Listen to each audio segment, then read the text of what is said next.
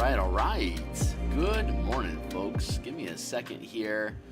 I'm just recalibrating my sound and getting everything in position for us to have a stream. What is up? Hey, I am Phil Kearney. I create role-playing games, I illustrate them, and I publish them online.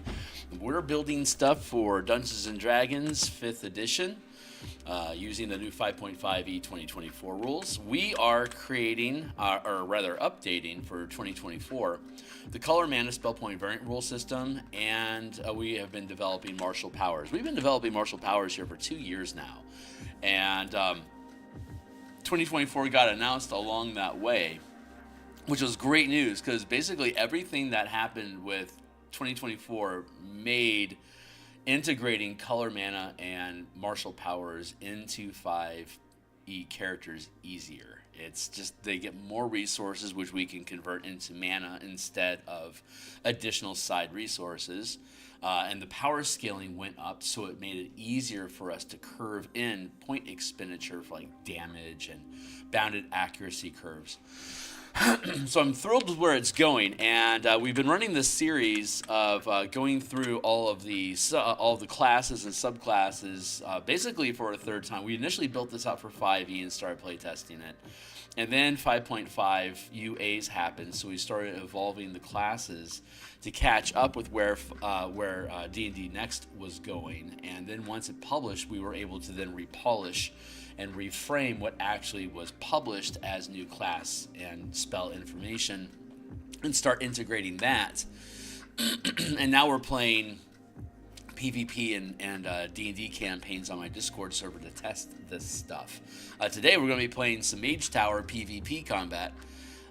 It's basically rugby using D&D 5e combat mechanics. So it's like moving and throwing the ball and bonus actions and reactions and stuff like that. It's a PvP system that lets you kill each other if you want, but the primary goal is to score points. So all the damage is temporary. You're spending mana to chuck spells and pop powers to be able to try to either eliminate each other or score a point, depending on what your meta game objectives are. Like, do we want to kill the enemy and then waltz a point over and score a point, knowing that everyone's going to be revived after we score that point to fight again, or do we want to prioritize a strategy of closing distance and scoring a goal before we get killed, so we can conserve our resources towards winning the game instead of beating our enemy? But all the damage is temporary, and spellcasting basically works the way that you expect it to.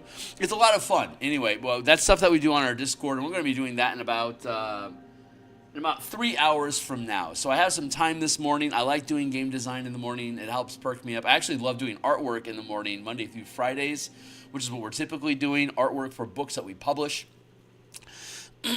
But today we're going to play with the Warlock. So I'm going to pop the find and drop down into Warlock and see if, here we go.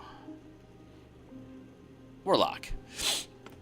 So we had published Point Warlocks on the DMsGuild years ago, and it's a pay what you want, which is a gold medal. Here, check this stuff out. If we go to the Color Mana Spell Point Variant Rule bundle that's on the DMsGuild, it already exists. We built this for 2014 rules, but now we're updating everything for 2024, which has been a fantastic experience. I'm looking forward to doing the artwork for it. But if we go down to Point Warlocks here, it is a pay what you want, and it's a gold bestseller regardless of being free for people to pick up. So God bless everyone that has been in support of Point Warlocks. I really appreciate everyone's help. Great star rating. Thanks a lot for the good commentary over the years. I've ran Point Warlocks for years now on my channel, and all my books have free previews, so go ahead and click the preview button. You can pop that open. We provide it in 2 formats. The standalone little vignette, pay what you want. It has the spell points as per DMG 2014 if you want to use that system, with the 2 to 13 spell points from level 1 to 9, which is stupid because a 9th level spell is only 6.5 times more expensive than a first level spell. It doesn't even make, I think they made it dumb on purpose, personally, because a 1-to-1 point ratio is so easy to implement in this game, and honestly balances just fine and is just so good to do. I think they would have. I think there would have been an outcry from people if it had been this easy. Why aren't we just using spell points instead of these stupid spell slots? Because of legacy, son. So we make the spell points sloppy so that legacy is easier. Anyway, I'm bitter, so don't mind me. I love the 1-to-1 spell point ratio system. I think it works great and it's perfect for color mana. The way that a warlock works is it assumes that you have 2 types of mana. You have Pact mana, which is short rest that you can use to cast spells from level 1 to 5. You get, I think that stays true. We get 15 spells by 20th level. We gain 1 point per level as Pact mana, so just like with monks and all the other martial power characters, you get 1 per level, it comes back on a short rest, there you go. The number of prepared powers we have is unchanged from 2014 to 2025, so they still have 15 spells at the end of their time. The number of invocations that we get goes to 10 at 18, so they have a total of 25. You know what? How does that scale? 1, 2, 3, 4, 5, 7. Yeah, I'm okay with that. And we still have Arcana, Mystic Arcanum, which is at 11th level. You pick up a 6th level spell, then 7th, 8th, 9th. We have 10th level spell slots in the color mana system. It just makes sense. 9th level, at 9th level, you get access to 10th level spells. Just like you got access to 9th level spells at 17th level spells. It's all spell points, so you don't have to introduce a new spell slot category. It's just spend 10 points instead of 9. And the only spell that exists currently is Wish. So I've been thinking about this, and I mean you can upcast any spell that you want to 10th level. But only Wish is actually 10th level, and Wish isn't normally on the casters on the Warlock spell list, but I'm thinking about adding it. I also have Beseech. We also have Beseech Patron, which allows us to permanently modify the world and ourselves by permanently spending mana on a wish that the DM won't fuck with. Like, I'm paying mana out of my character's pool, permanently losing mana, losing spellcasting power, so I can change the world to be the way that I want in favor of my patron. Patron loves that. So, yeah, I will grant you that wish. So, access is 10th level and 20th. So, how do we cast Mystic Arcanum? Pact mana, short rest mana, cannot cast high-level magic. That's an interesting distinction because once the martial power system comes into play, it doesn't currently work like that with the color mana system in 2014. It's just if you have a mana, go ahead and spend it. But once we introduce martial powers, all of the half-casters and all the martial characters are running on short rest mana on the 1-to-1 ratio that the monk has. So once we publish martial powers, we can switch the variant to being you can only cast high magic, which is 6th to 9th level spells. You can only cast that with long rest mana. The Warlock already has that built in. The Mystic Arcanum points is a separate pool from Pact mana. Pact mana you get back on a short rest. Arcanum points you get back on a long rest. And the Arcanum points can be spent to cast Mystic Arcanum spells. So you can see here at 11th level you get 6 points. 6 plus 7 is 13. So at 13th level you have 13 points. 6 plus 7 plus 8 is 21, so you get 21 points at 15th level. But then you have these half steps where we're ratcheting up the amount of mana seemingly without purpose, right? Well, Mystic Arcanum points can be spent to cast Pact magic as well. So cantrips are 0 mana. Common magic is 1 to 5. High magic is 6 to 9. And then epic magic is 10th and above. Technically, cantrips cost no mana. Common magic costs short rest or low mana.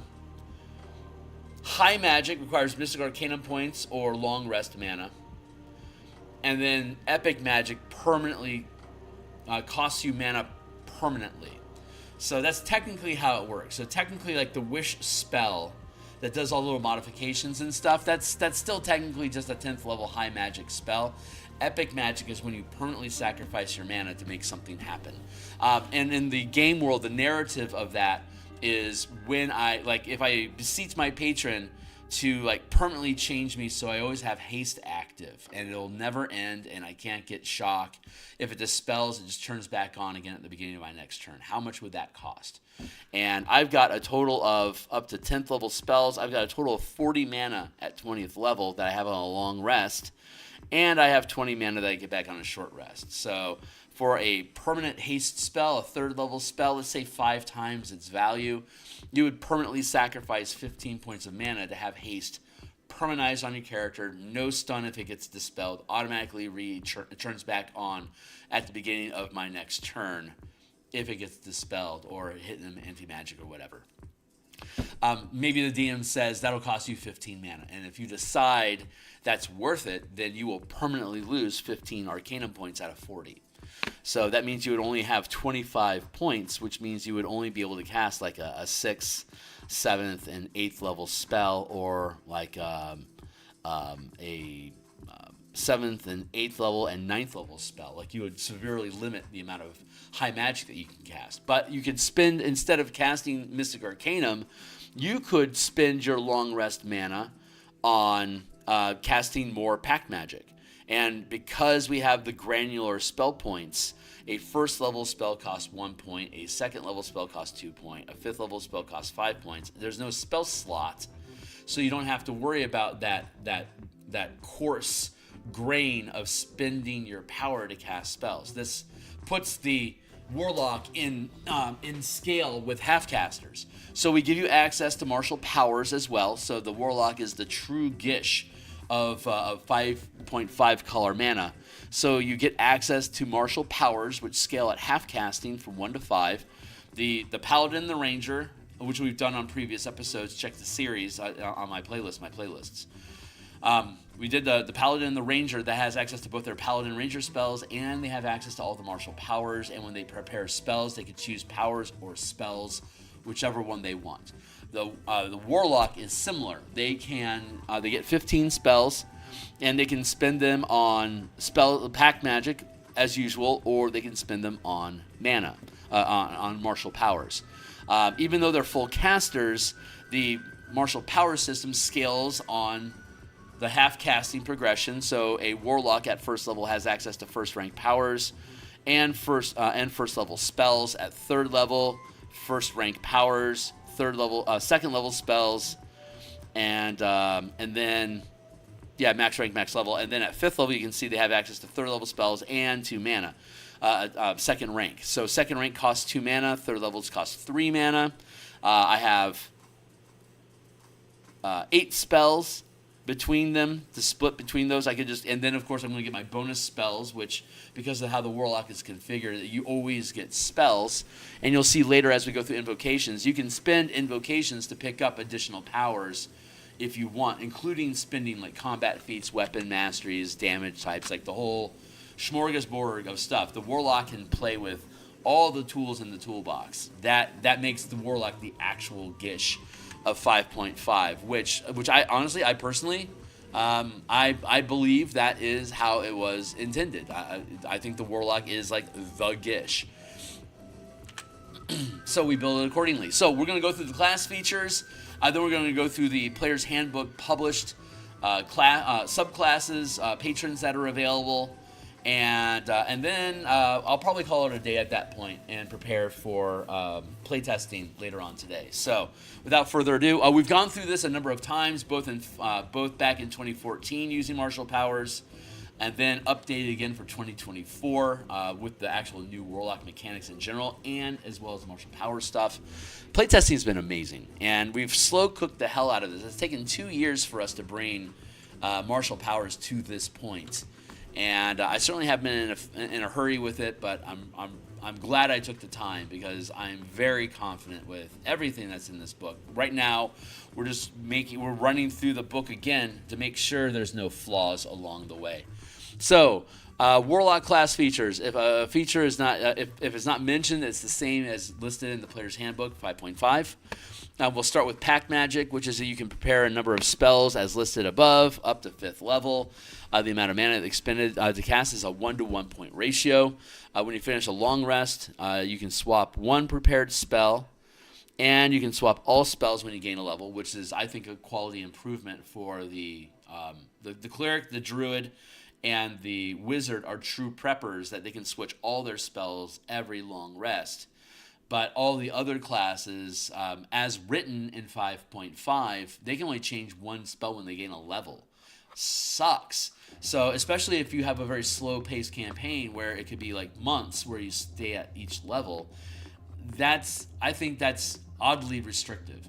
So we instead changed it. Whenever you finish a long rest, you can swap one spell, and of course when you gain a level, you can swap all your spells. So, and that's the way that powers and all casters work, other than cleric, druid, and wizard that can change all their spells all the time. So bard gets that, sorcerer gets that, warlock obviously gets that, paladin, ranger, they all get that. So that's pack magic. The mana, 1 point per ratio. You get back on a short rest and a long rest.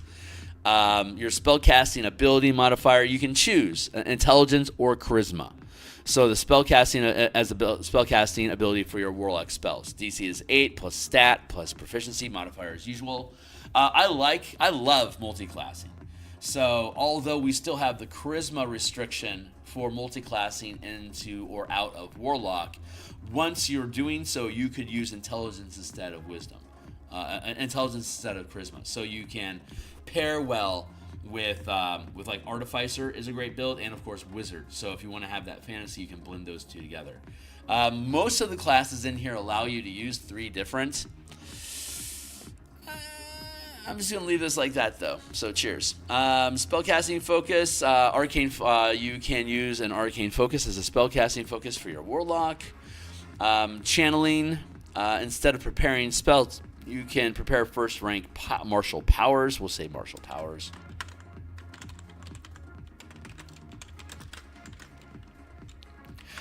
This book, this document that I'm working in, by the way, and thanks for folks that are watching. Here's the playtest document that I'm literally writing in right now. It's read only, but once I publish the book on DMsGuild, it'll also be 100% free to read there as well. So in the meantime, be welcome to check this stuff out as I play along. And hey, what's going on? Hey, Gabby. It's good to see you. Thanks a lot. I'm doing well today. Thank you. Yep, working on martial powers, the warlock today. So the channeling, again, the martial power system is a half casting progression, 1, 5, 9, 13, 17 to gain ranks 1 to 5. We get a power die. All martials, the half casters, including artificer and the warlock, get a power die with this system. And my morning has me Googling how to play. I can't see all of the text. Let me do this. As we Googling how to play Sims 4 Werewolves. Go mom. That's great. Okay, so we get power dice. At level 1 is a D. These act as like superiority dice, psionic dice, bardic inspiration dice, martial arts dice, like from the monk.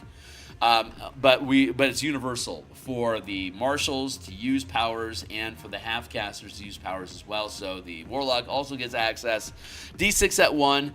D8 at 9, and D10 at 17. You'll notice that's worse than superiority dice, martial arts dice, bardic inspiration dice.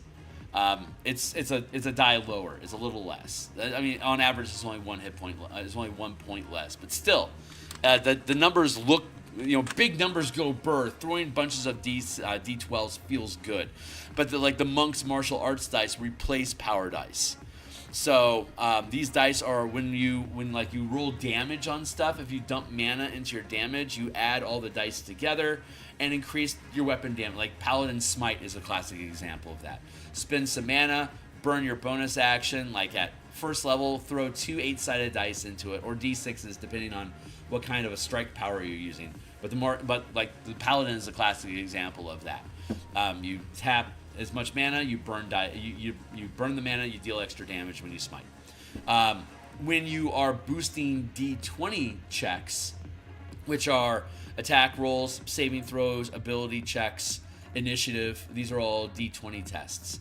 So when you burn mana to increase the result of an ability check, like if I spent 3 mana at 8th level to roll 3 8-sided dice, I would keep the best result.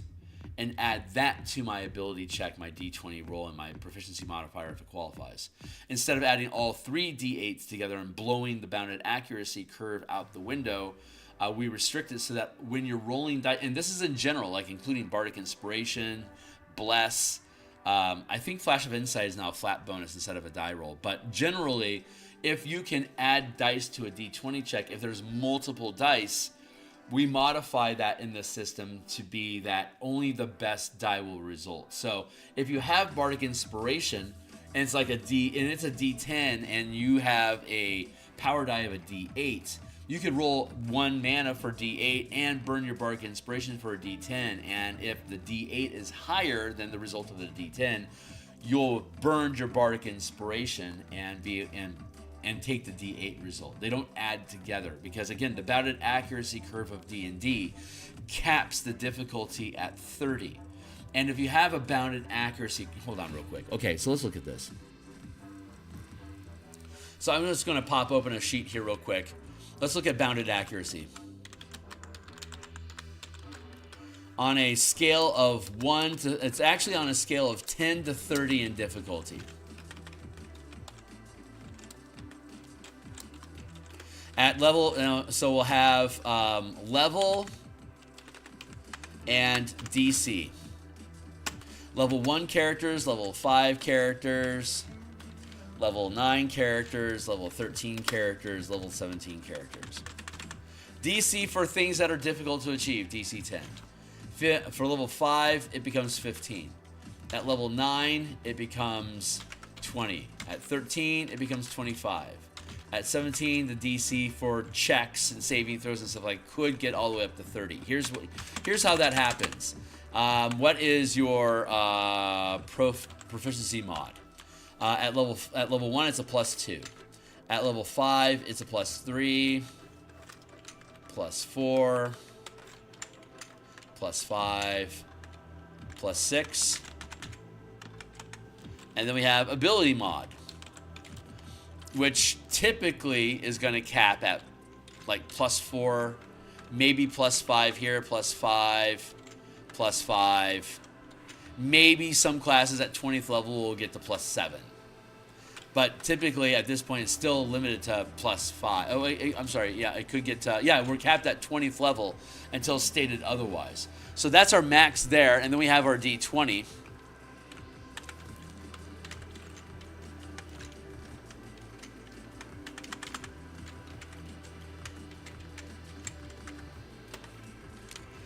And then we have expertise.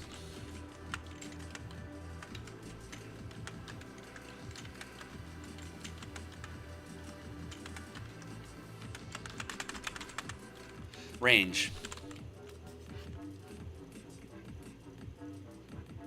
So at first level, we could have a range of no modifier at all. But hey, let me check in on this real quick. She has been playing Sims since Sims 1. Oh my God, that's awesome. Go mom. Okay, so typically we're going to have, we might not have any, we could have a negative modifier on a roll. I mean, you could have like a -2 on strength and not be proficient with it. So you're just rolling with a raw -2 versus whatever the DC is. But let's take the actual stack of mods into account for best case scenarios. Because failing die rolls creates adventure. That's how D&D works. So failing a die roll is succeeding at the game. So looking at our dice curve here, we're going to have a range of, we have a best ability modifier plus proficiency modifier plus our expertise. That's an 8. So we're going to have a range of 9 to 29. Here we're going to have a range of, 3, 8, 11, 12 to 25, 31. Here we're going to have a curve of 20, rolling a 1 plus, where are we at? 4, 8, 13, 14 to 25, 33. Here we have a range of 16, 8, 9, 3, 8, 11, 12. Okay, cool. Yeah, we're on curve. 16, that's 20, that's 35. And then at 30, with a DC 30 at 17th level, we're looking at 16. It is 17, 18 to 30, 30. That's not right. Yeah, 36. This has to be wrong. Oh yeah, because it caps out. But it could potentially get up to like some checks get to 30. Like the barbarian will get to a strength 24, for instance, at 20th level. So that could bump all the way up to 38. 11, 18, 38. Right. So if we are operating on curve, percent of time, if the DC is 10 and you have that expertise, the best you can have is going to be a 95% chance of success. If you have expertise and a +4 and you're proficient in that specific ability check. Otherwise, it's a 50-50 chance. So percent range is 50-50 to 95%.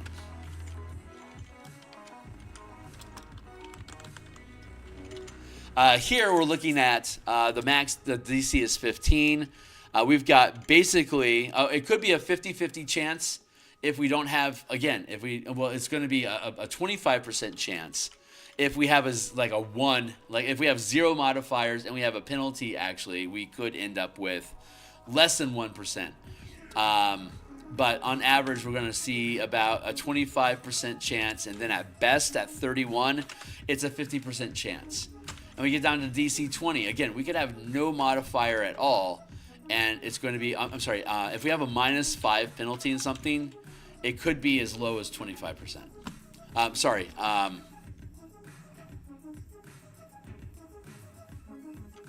think it's 15%. I think it's 15%. Sorry, my math is bad. If we have no modifier at all, we only have a 5% chance of success. And basically, henceforth, it's actually 0% chance for the DC 25 and up. Or at best, it gets to, here we have a DC of 20. Our tap is 33. 33 is a 13 higher, 15. That's about I want to say about a 15. Hold on, I'm trying to math through this. DC is 20. We can get up to a 33. 14 to 33. That's going to average a 20. So we have about a 50% chance of success here as well. Let's see. 25, we go up to 35. 15 to 35, that's roughly a 50% chance. If we can roll a DC of 35, 16 to 35, we eliminate the 15. It's still a 10. It's still a 1 to 10 plus 15 on a 20. So we still have roughly a 50% chance of success. And then a DC of 30 with a 38, with a best of 38 modifier, a 35 modifier on a DC of 30 is only going to be, that's a plus 15 out of 20 on a D10. It's still not going to be good enough.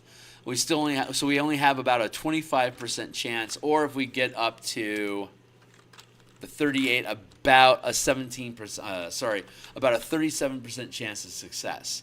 So at first level, if you are completely kitted out and specialized at the task that you have, you'll have 95% chance of succeeding that task. But once you get to 5th level plus, if you keep this curve where you aren't, you can see if you don't have any modifiers on this curve, you've got only about a 50% chance of success of a DC 15 at 5th level. If you have something like Bardic Inspiration or something that could add an extra plus 8 to it, it'd be anywhere from like a plus 1 to a plus 8, right? You can see here that's going to substantially increase the value, basically by 5% per die roll that you have on that Bardic die. And that's going to remain fairly consistent because at 17th level, you're only doing a D12. So it's still going to only roughly be a plus 5% chance per die roll. So if you don't add up like 6 dice that are all rolling D8s and you only keep one of them at any given time, you're only going to get anywhere from a plus 5 to plus 60% chance of success. And at 20, and again, at DC 30, at level 17, if it's a DC 30 task, you only have about a 25% chance of success any given time. If you get that D12 added on and you get the 12 added to it, it's still an 85% chance of success. When you burn Bardic Inspiration die, it's either only going to be a 30 to 85% chance of success at best. So the bounded accuracy curve stays in line with your character succeeding or failing. Like by the time you get to 17th level, you're going to have tasks that are going to basically range from DC 20 to 30. You're going to have basically a 5% chance, a 95% chance of success at DC 20 and a 25% chance of success at DC 30. And somewhere in between there, like DC, like 65% chance of success. So you have a decent curve here. If you're having a challenging adventure, 25, DC 30. So like DC 23, 21, like DC 20, 22, 25, 28, 30. You're going to have a decent bandwidth of that, of anywhere from 95 curving down to 25%. And you have a lot of gradients in between 20, 22, 25, 28, 30. That's 5. So on that band of 5 to 85% chance, like 5, 15, 25, 35, 45, 55, something around that range is going to ratchet up slowly. So the bounded accuracy curve actually in the D&D 5e D20 game engine actually works incredibly well because there's so few like +2 bonuses or like effectively a literal like a +5% chance on these things. Like if you have like a spell that gives you a +2 bonus on something on top of whatever else. But as long as you're limiting yourself to, because there's very few bonuses like that exist inside of D&D, and when they do, they're only +2 bonuses, and mostly you might be able to stack like 2 +2 bonuses at best for like a +4 cumulative bonus. There's very few circumstances that actually allow that. And then if you're only allowing 1 die to be added onto your ability check, we're still able to operate within the bounded accuracy curve at like DC 10 and 15, DC 15, 20, DC 20, 25, DC 25, 30, and then at 17th level still 25, 30 is the range. So that's actually a really decent a decent little band of either easy or hard. Like automatic, you don't have to roll at all. Easy, whatever your lower number is, and then difficult, the higher number. So 10, 15, 15, 20, 25, 30, and then at 17th level, you can stay at 25, 30. Anyway, there you go. So that's the bounded accuracy curve. Let's get that out of the way. That's basically how this system works. So getting back into developing the Warlock, we now know what the power die is for. It's either a cumulative to deal more damage, or it's best rolled for modifying D20 tests. Or modifying armor class. It's always best of, because armor class counters ability checks. Hit points counter damage. So like when you get temporary hit points or when you heal, it's cumulative. All the dice are added together. So mirror, symmetry, maintaining concentration and sustaining powers. Maintaining concentration on a spell follows the rules as presented in the color mana spell point variant rules of DMsGuild. Each rank of power you sustain reduces the maximum spell level you can maintain concentration on at the same time. For example, if a 13th level Warlock is sustaining 2 ranks of power, you can only concentrate on level 5 spells. So if you want to concentrate on a 7th level spell at 13th level, you can't be sustaining any powers while you do so. You're not limited to casting only 1 spell or 1 power per round. If you have a bonus action, magic action, and reaction that could expend mana on the same turn, go ahead and do it. We've talked extensively about how bonus spells, spells that don't cost spell slots being able to use as a bonus action and an action in the same round. They allow you to do that, which means they're actually, and spell scrolls and wands with a thief, for instance, can also do that.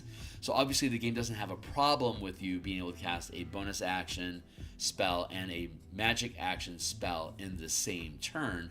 They don't have a problem with that. What they have a problem with is sorcerer being able to cast any spell as a bonus action in addition to casting that same spell again as a magic action. That's the problem. And instead, they made everyone in the game have to deal with it.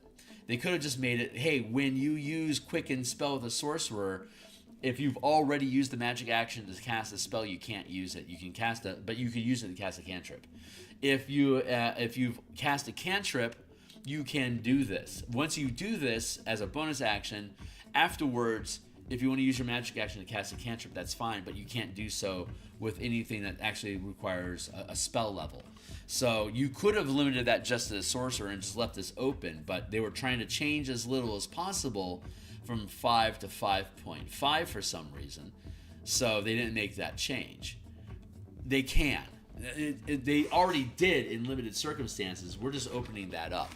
The sorcerer can't with Quicken, but basically otherwise all the other bonus spells that exist in the game are either I have to spend action economy as like another bonus action, my magic action, or attacks to be able to use this bonus spell to do damage and cause effects, or it's a teleportation spell like Misty Step. Or it's like a warding effect to prevent damage from being dealt to you. Those are the only three ways. Something that requires action to like I make an attack roll, and then I use my bonus action to cast a spell. I don't have a magic action available anymore. That's not a problem. I want to use Misty Step to reposition myself as a bonus action and then throw a fireball. That's not a problem.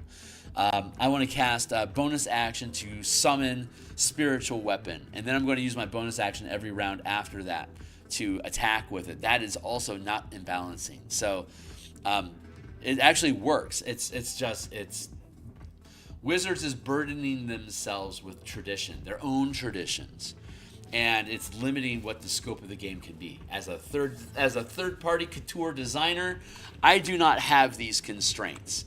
So I have the freedom to be able to redesign 5.5 as I think it works, as I think it's fun. And they're all variant rules. So you take what you want, you leave the rest like a buffet. So, Magical Cunning at level 1. As a 1-minute ritual, you can regain a total number of packed mana equal to the max spell level that you can cast as a warlock. Once you use this feature, you can't do so again until you finish a long rest. So normally you get all your mana back on a short rest, but between short rests, you can do this 1-minute ritual to get your spellcasting level, which is half of your warlock level rounded up. And you can do that once per long rest. There you go. Perfectly fine.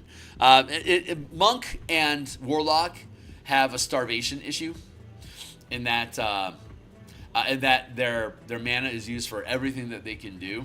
And so for them to add on powers and spells as additional stuff that they can do, giving them a little extra bump of a resource to get more... Like for example, we saw that the monk, the Mystic Arts monk UA, gave monks a spell slot progression, a third casting spell slot selection like Eldritch Knight and Arcane Trickster get to cast arcane spell or sorcerer spells as a monk.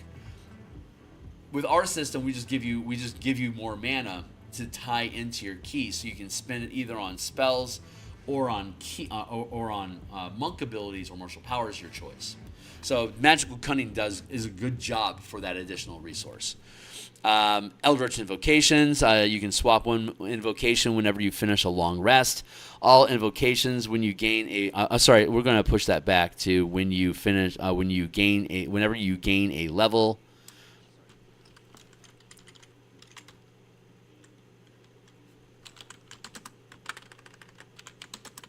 That was too generous.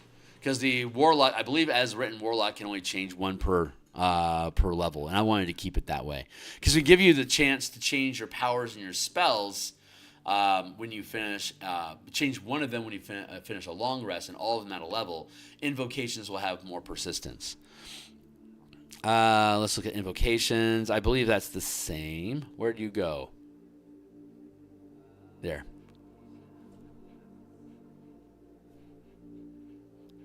Whenever you gain a Warlock level, you can replace one.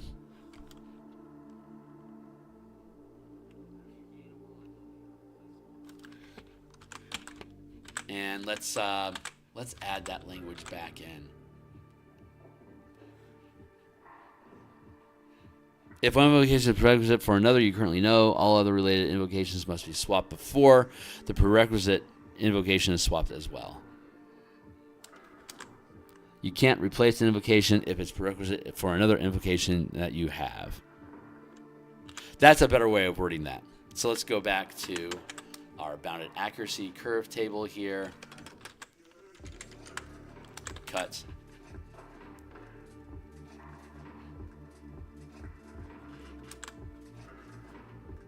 Yeah, that's much cleaner language. Let's see, and then the Pacts and Patrons book that we published on the DMsGuild is a book full of subclass patrons, where each guild. Here, I'll show you. The Pacts and Patrons book that just got mentioned there. That's one of the books that we created. And if we go down to Pacts and Patrons here, it also has a 100% free preview. I love this book. It's so cool. I'm going to update it for 2024, but a lot of it doesn't need it. Pacts and Patrons, this reimagines the 10 guilds of Ravnica as otherworldly patrons. So each guild becomes a subclass. When you take the Warlock, you could decide to form a pact with one of the guilds, like Azorius Senate, for instance. Now you get Azorius Senate. See, like, this still shows the spell levels.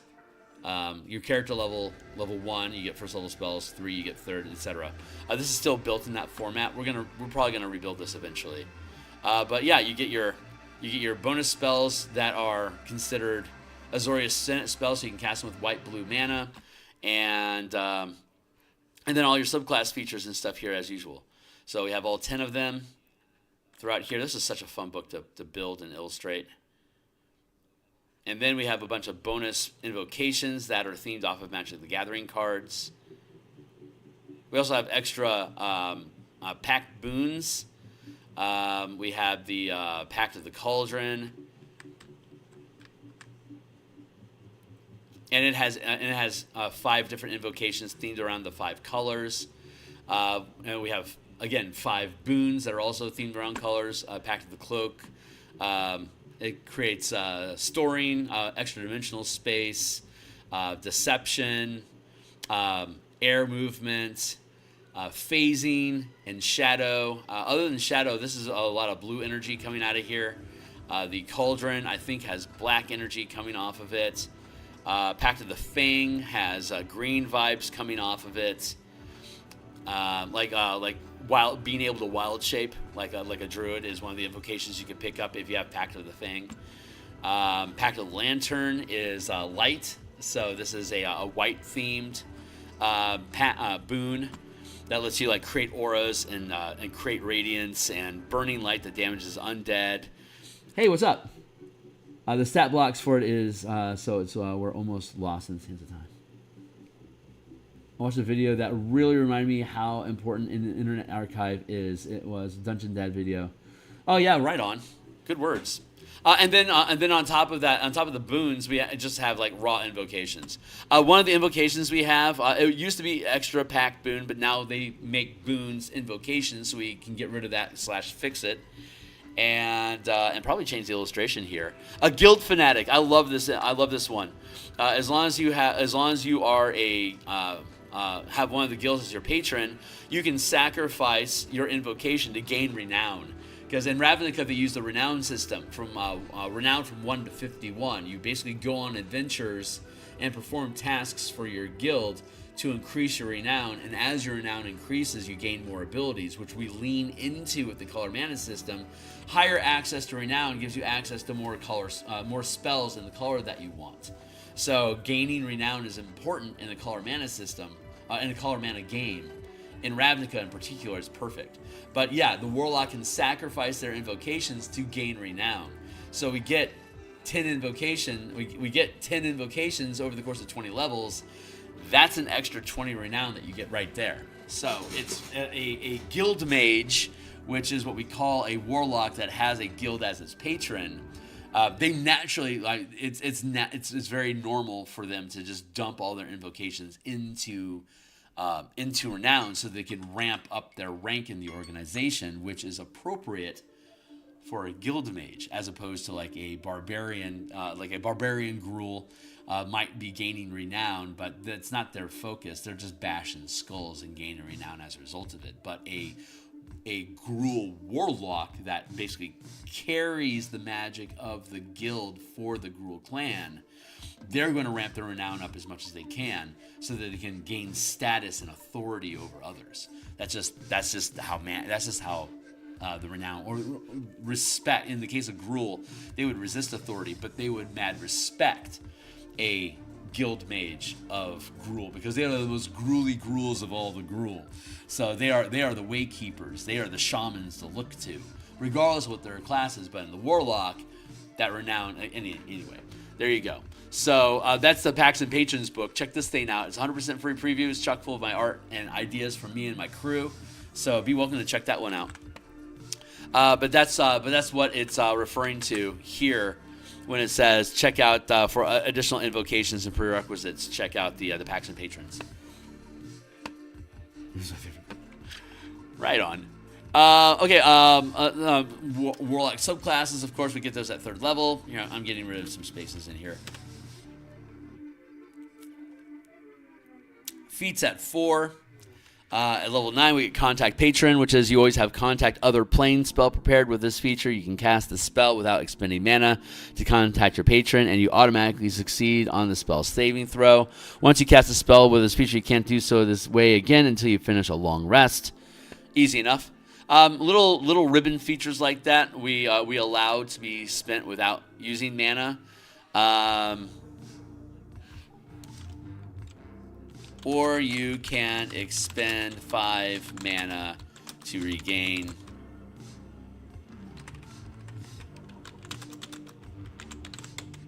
Or you can expend 5 mana to cast it again.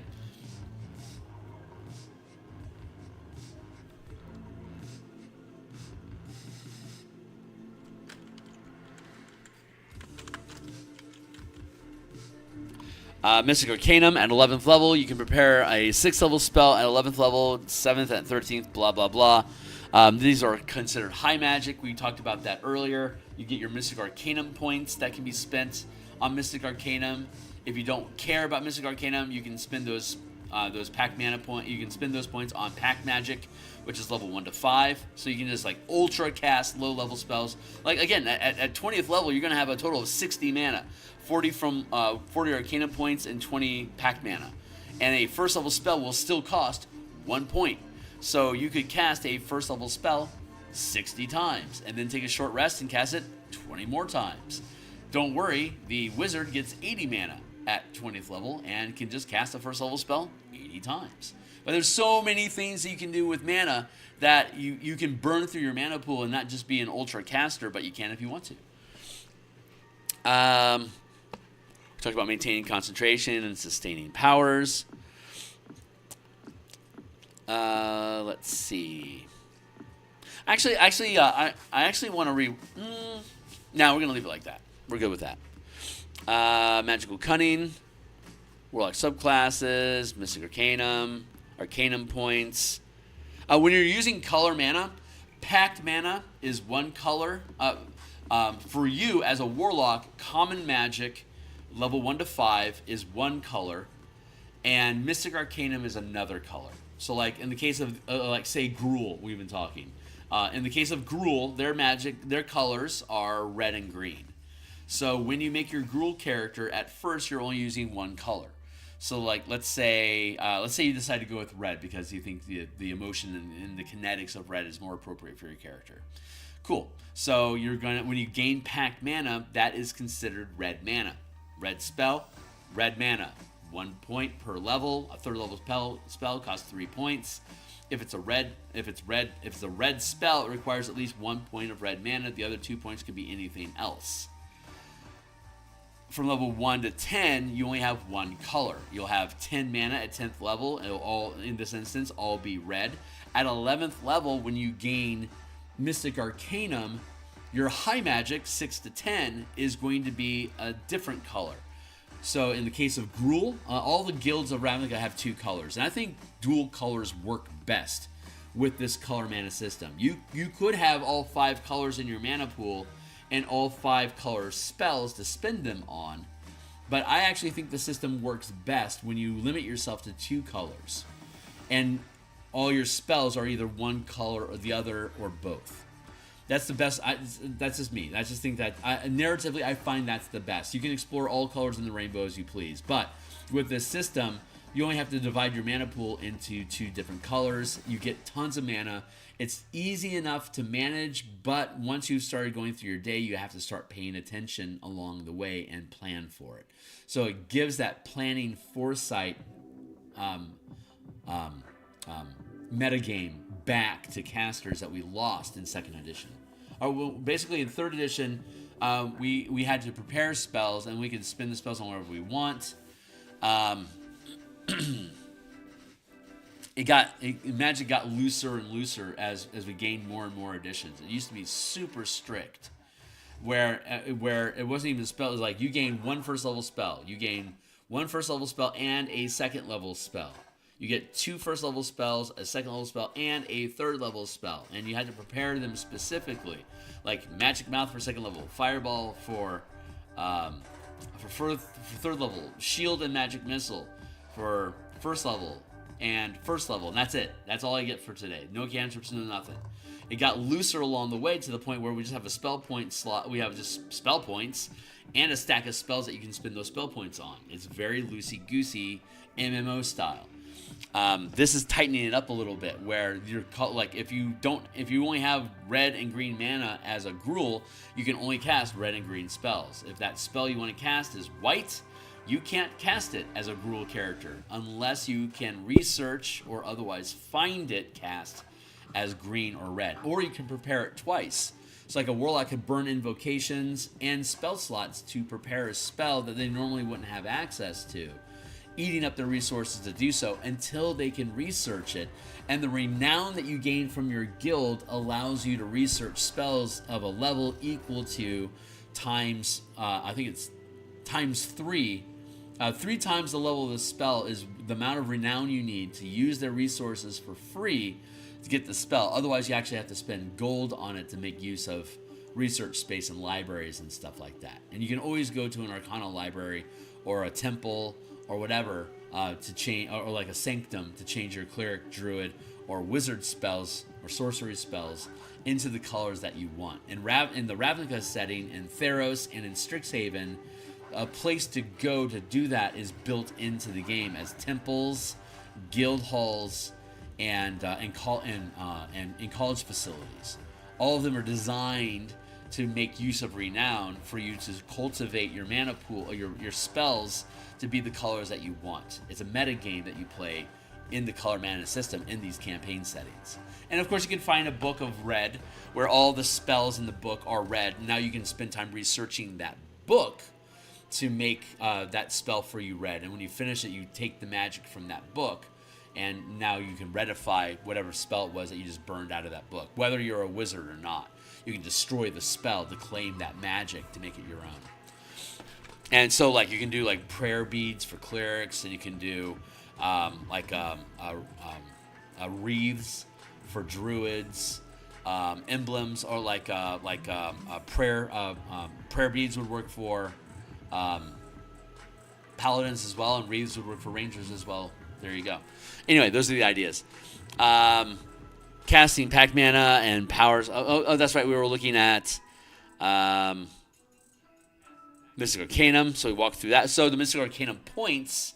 So packed magic is, in this case, red, and Mystic Arcanum is green.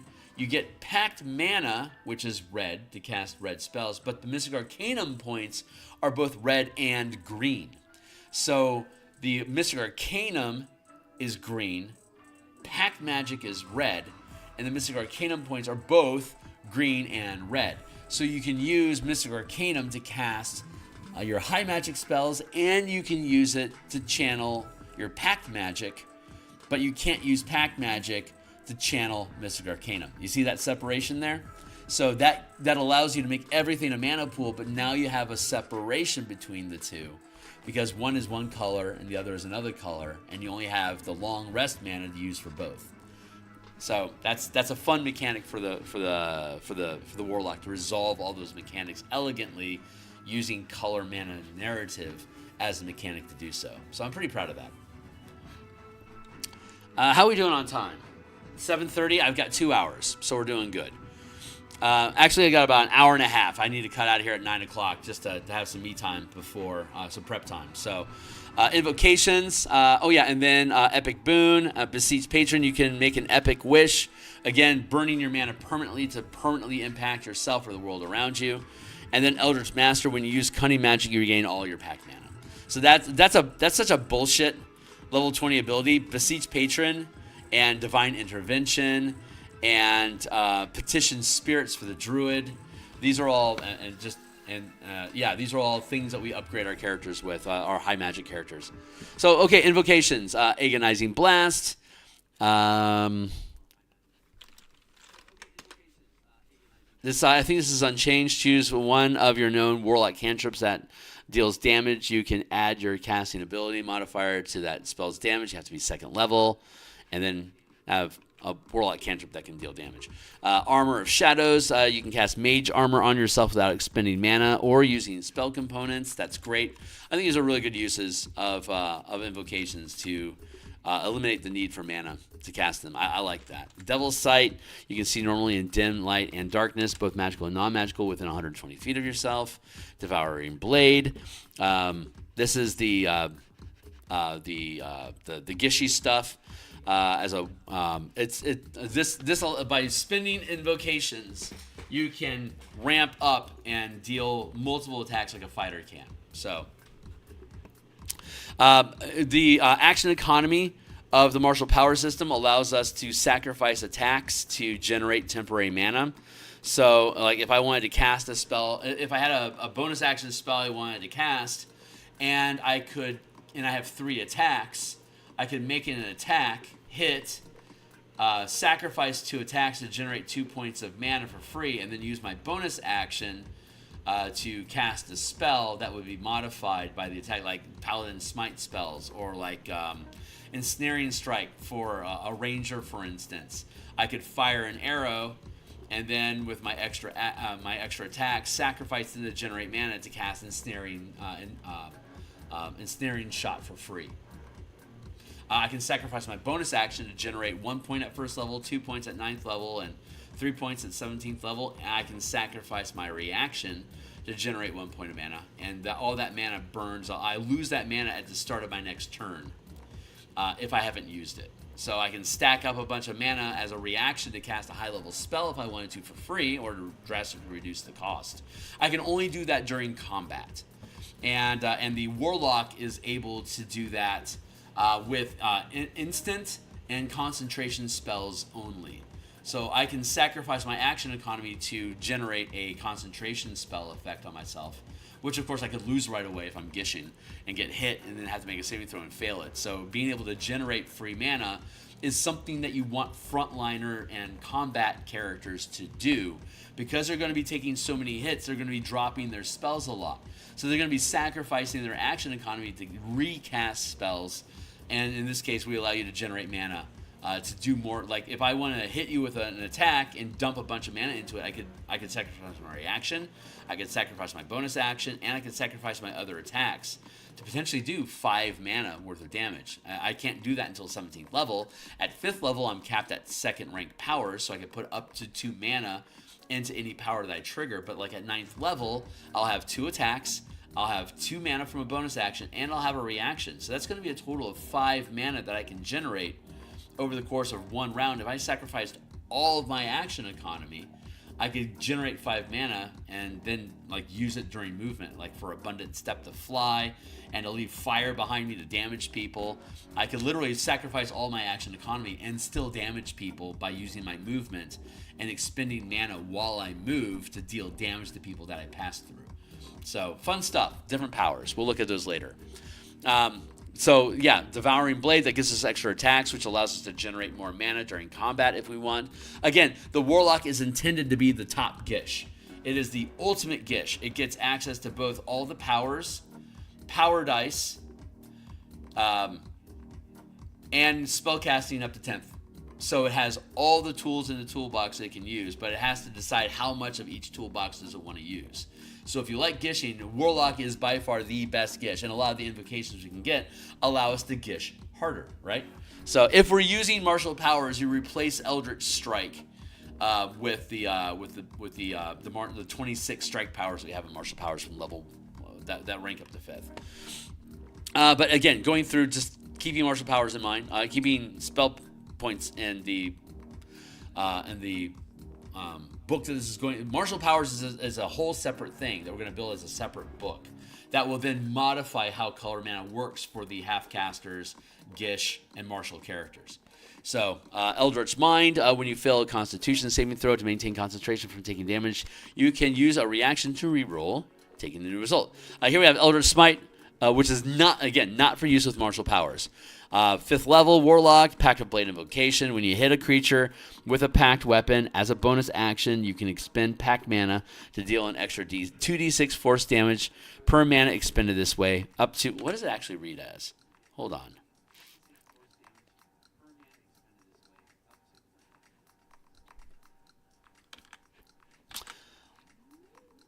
That's right, it's d8s there. Let's see. 2d6 force damage per mana expended. 2d6 mana per mana expended this way.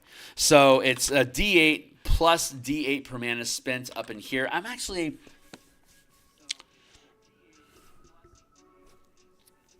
Here's our breakdown. Slot d8 plus d8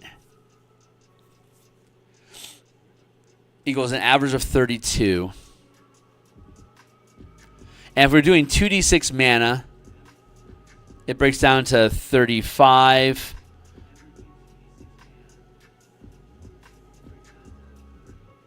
Okay, this is 1 mana at a time, 2 mana at a time, or 3 mana at a time. It's going to range from 35, 33, or 34 points of damage on average versus 32 if you're using spell slots. 10d8. At 7th level, you get 5d8 spells worth of mana times 2 is 10d8 damage using Eldritch Smite as written in the player's handbook, which is going to be anywhere from 10 to 80 damage on total, average of 45. 7 mana at 7th level, all first level spell slots doing 2d6 each takes us to 49 mana, 49 damage. If we're using 2 mana 3 times and then 1 mana once, that's 46. 3 mana twice and then 1 mana is 49 and then 49, so it's roughly the same. 54, 63, 59, 63, 63, 63. At 11th level, they go, which caps until 17th level, it's 81 mana on average. The 68 from the 3 that you get, 18d8.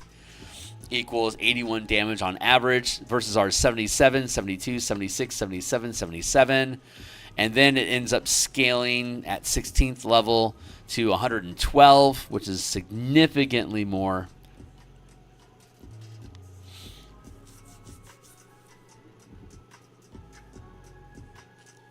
Yeah, let's just leave it 1d8 plus 8. When you hit a creature with Pact mana, as a bonus action, you can expend Pact mana to deal an extra... The problem I have with that is that's what we're gonna do.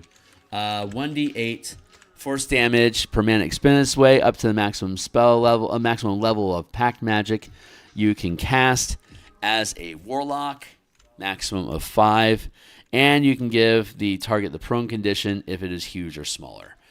So because we can ramp up to actually, that's a good point. When you hit a creature, as a bonus action, you can expend Pact mana to deal an extra... Yeah, because initially the martial power system isn't in play when we're going to publish this. So that means we can go up to 10 mana, d8s each, which is 10d8.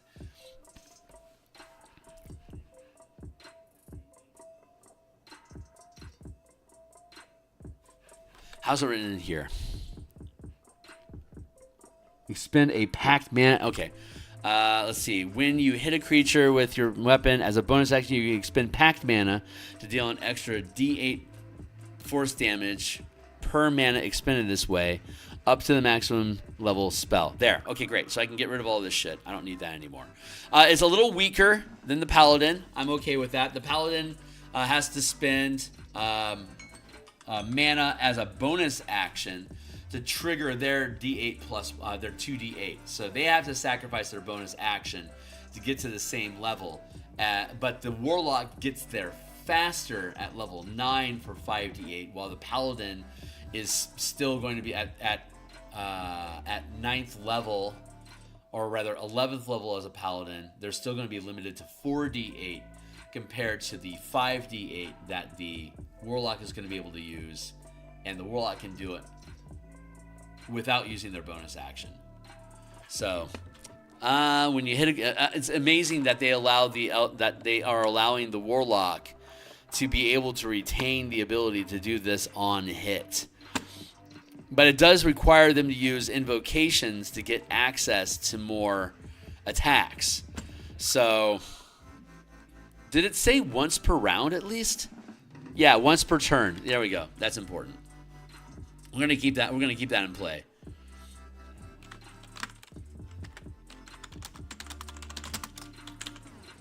And we'll replace all of that. The mechanics for the martial power system is at first level it's D6 for 1 mana. At 5th level it's D6 for 2 mana. At 9th level it's D8 for 3 mana. D8 for 3 mana.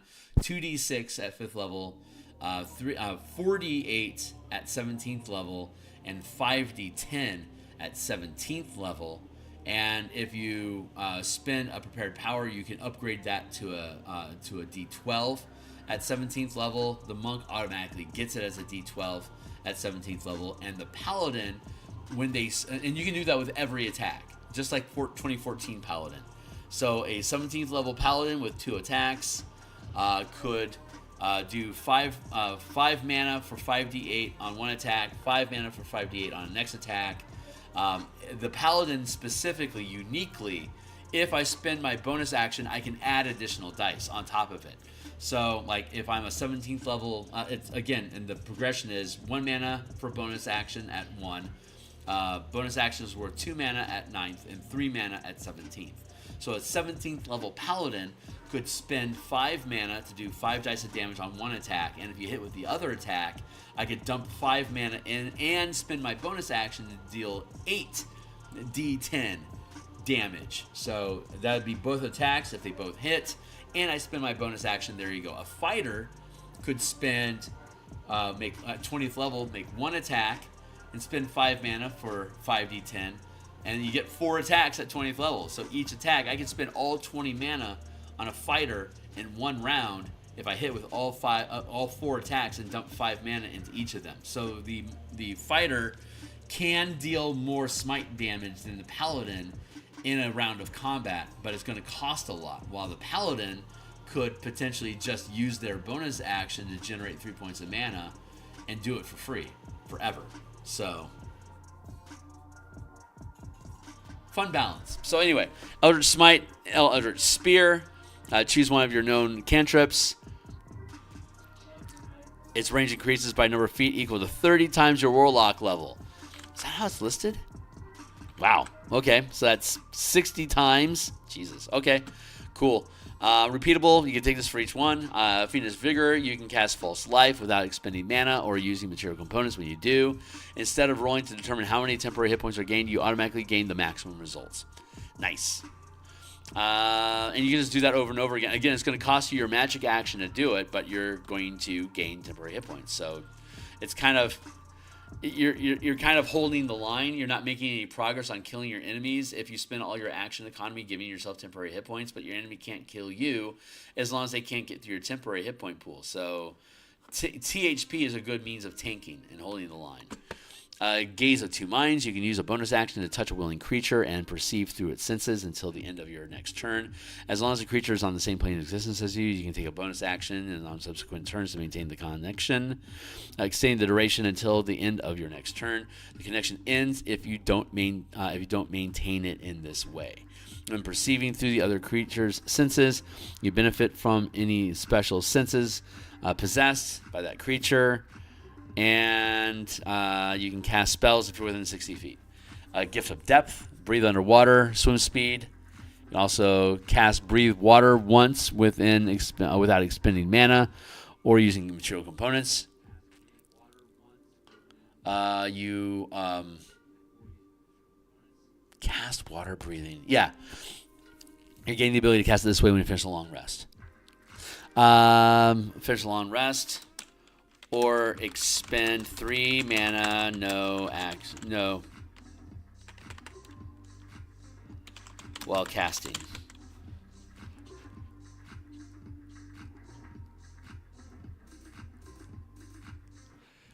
Gift of Protectors.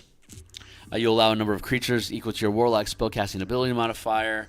To take an action to write its name in a Book of Shadows. As a magic action, you can erase the name from the book when you do so. Instead of dying, it gets to 1 hit point as a reaction.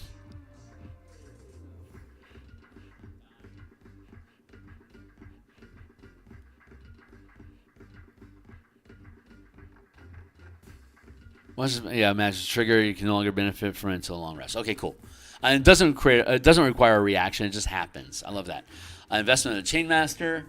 Aerial or aquatic. The familiar gains either fly speed or swim speed. When you cast familiar, it gains the following benefits. Quick attack. As a bonus action, you can command the familiar to take the attack action. Magical damage. When the familiar deals bludgeoning, piercing, or slashing damage, you can make it deal necrotic or radiant instead. Save DC is equal to yours. Resistance. When the familiar takes damage, you can take a reaction to gain it, to grant it resistance. There you go. Lessons of the first one. You grant 1 feat of your choice that you qualify for. Repeatable. Take it over and over again. Life Drinker. Once per turn, when you hit a creature with a packed weapon, you can deal an extra.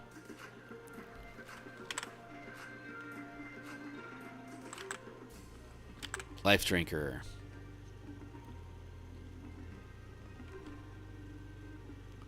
You deal an extra D6 necrotic, psychic, or radiant damage, and you can expend 1 of your hit point dice to roll it again. A number of hit points to regain. I like that.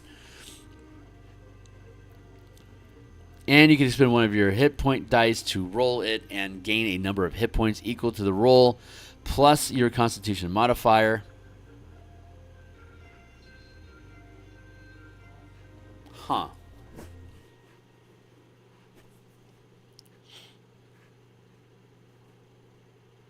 You can expend a hit point die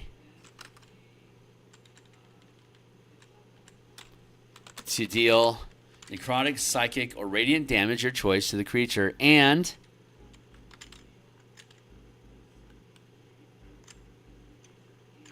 regain a number of hit points equal to the roll plus your Constitution modifier. That's just simpler. And it's a D8. And you're burning your hit dice as mana when you're doing this. I love that. Mask of Many Faces.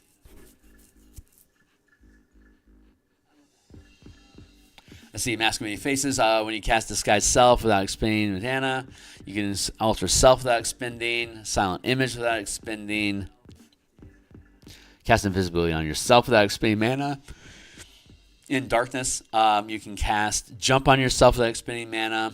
Bonus action, you can conjure a Pact Blade in your hand, with which you form a magical bond. Weapon can be a simple or martial weapon of your choice, or you can create a bond with a magic weapon that you touch. If weapon is attuned or already bonded to someone else, you can't. Until the bond ends, you have proficiency with the weapon, and you can use the weapon mastery in this weapon, and you can use... I don't think that's included in the player's handbook. Hold on. Pact of the Blade.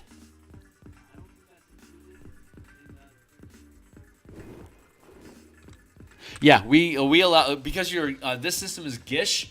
All Gish, the half casters, the Warlock, and all the martial characters can use weapon masteries and can prepare and can take fighter initiate feats. So like the lessons of the old one, that would allow you to take with the martial power system in play for the Warlock, you would be able to take fighting styles.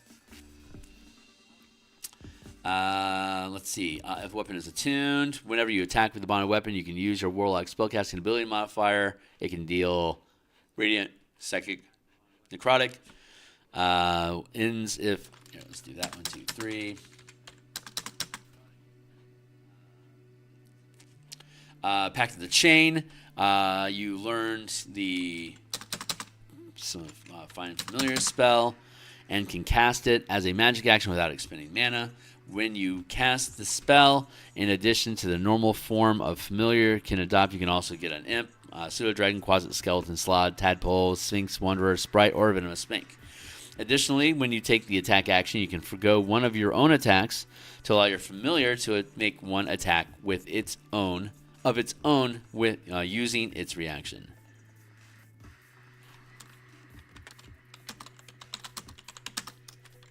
We also have the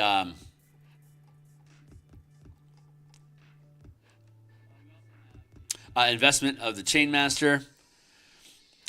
Quick action. You can use your bonus action to command to make an attack, and you can use your magic action. Is that right? Pact of the Tome. When you take the attack action, you can forgo one of your own attacks to allow your familiar to attack as well. So we can have 2 attacks off of a familiar, bonus action attack, and then if we're picking up multiple attacks from Thirsting Blade and stuff, we'll have multiple attacks as well. Pact of the Tome, cantrips and rituals, spellcasting and focus. Cheers. Repelling Blast, cantrip that you know, requires an attack roll. If it hits, if you hit a large or smaller creature with that cantrip, you can push it 10 feet. Repeatable. Thirsting Blade, here it is. Yeah, Thirsting Blade, you gain an extra attack action. With martial powers, you can sacrifice that attack to generate temporary mana, like we were talking about earlier. If it's just a distance realm, you can cast Arcane Eye without expending mana or using, I love that spell. Whispers of the Grave, you can cast Speak with Dead without expending mana. I love that. Witch Sight, you have True Sight, the range of 30 feet. I love invocations. I think they're so fucking cool. And then Duplicate Blade, you can conjure or bond with 2 weapons instead of 1. All conditions and benefits for Warlock class apply to both weapons. So this lets you just basically dual wield. Again, Gishing, dual wielding Gish is awesome. Eldritch Power, you can choose to prepare an additional power up to the max rank gained as a Warlock. Whenever you gain a level, you can change the chosen power. Each time you choose this invocation, choose an additional power. Okay, great. So there you go. And now let's look at our subclasses. We have 4 subclasses that are in the player's handbook. We're going to go through them, make sure they all jive. Again, we were talking about pact mana. And so these bonus spells always use your pact magic because they're up to 9th level. They're up to 5th level spells, right? 1st, 2nd, 3rd, 4th, 5th level spells. This is common magic that uses your pact mana. When you are playing a Warlock, your color mana, your pact mana is 1 color. And all of these bonus spells are going to be that color, and the spells that you pick off of the Warlock spell list have to be of that color as well. Otherwise, you have to spend either an invocation. That's the point. We didn't have that in here. Let's see.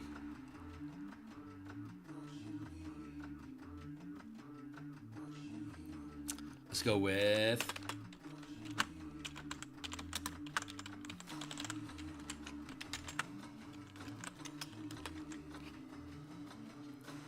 Change devotion. You can prepare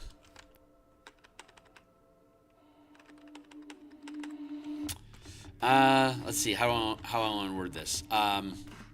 When you prepare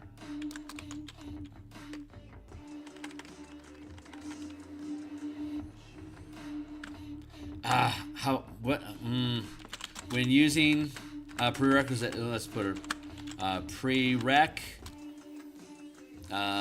using color mana. When you prepare a spell devoted to a color different from the colors you are devoted to, when you prepare a spell, it is considered to be devoted to the color of your Mystic Arcanum. Repeatable.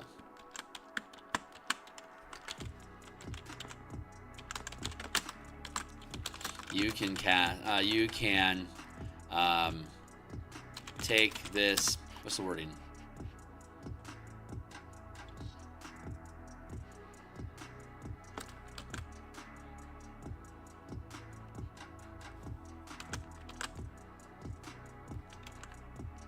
What the hell's going on? Hold on, something's weird. Oh. Let's just grab that line.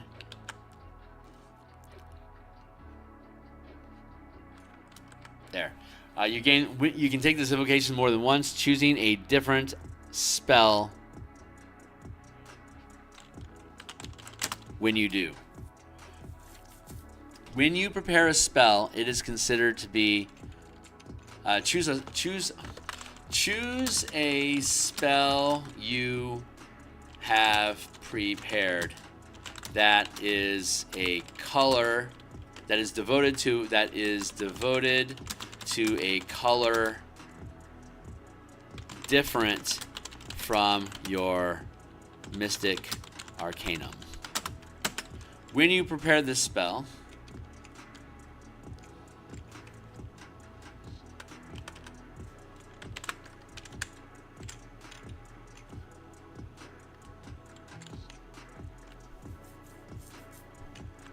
it is considered to be devoted to the color, to the colors.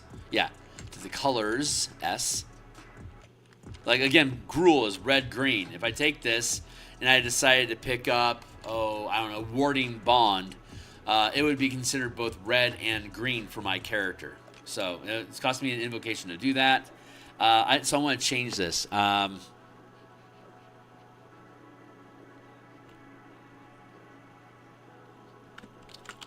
When you prepare a spell that is devoted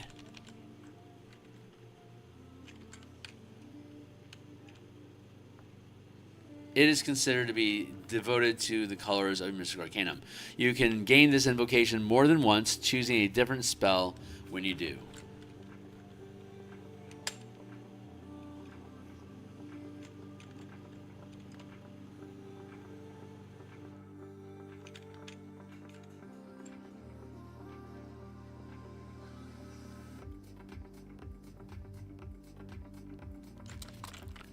You can change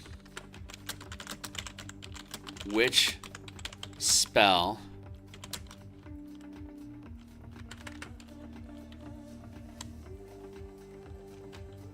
you can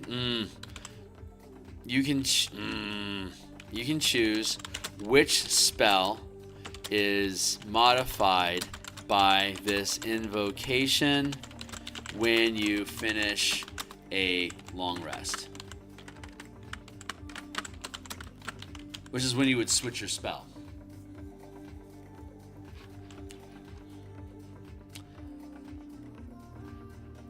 Why is Warlock highlighted 1,000 times?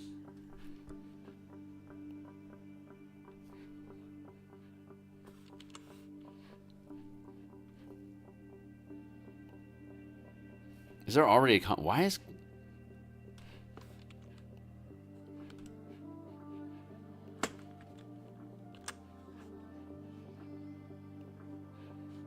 weird?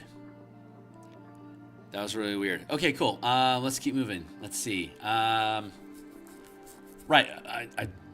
Why the fuck is Warlock highlighted in every single one of these things? Do I have a search running somewhere that has Warlock queued up? That's so weird. I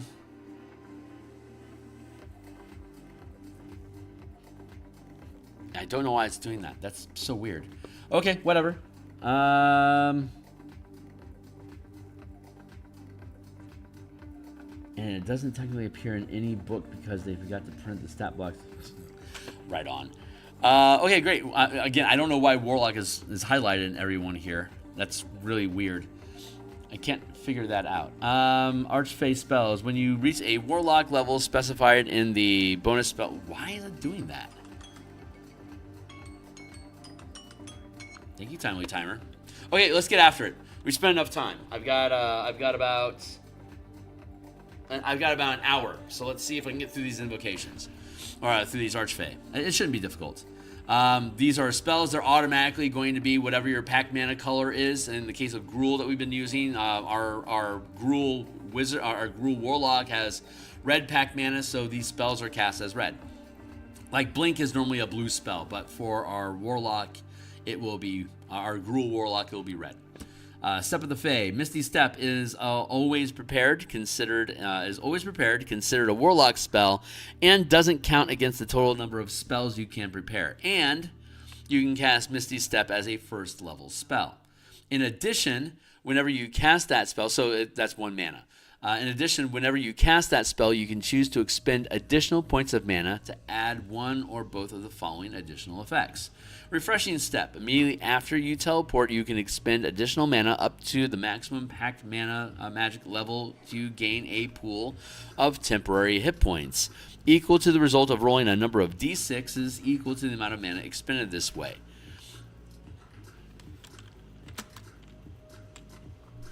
Why am I in suggestion mode? Get out.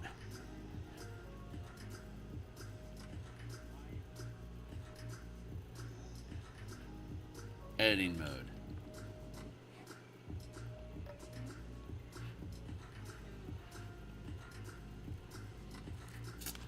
Oh, hey, what's up, Fernando? I have to image your words, no audio on my... Oh, no! Hold on.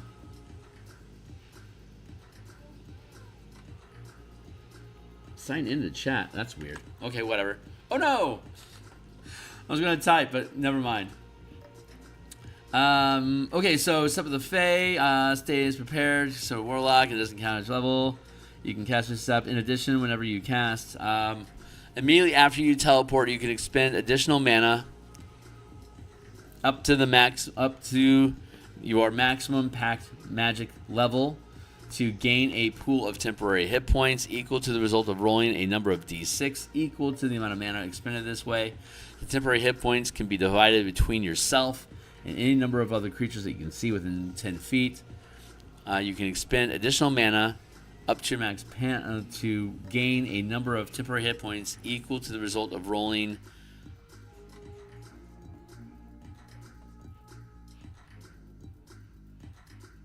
equal to 1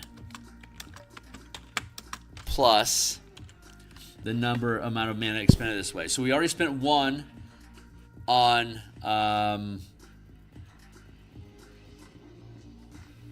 in a pool.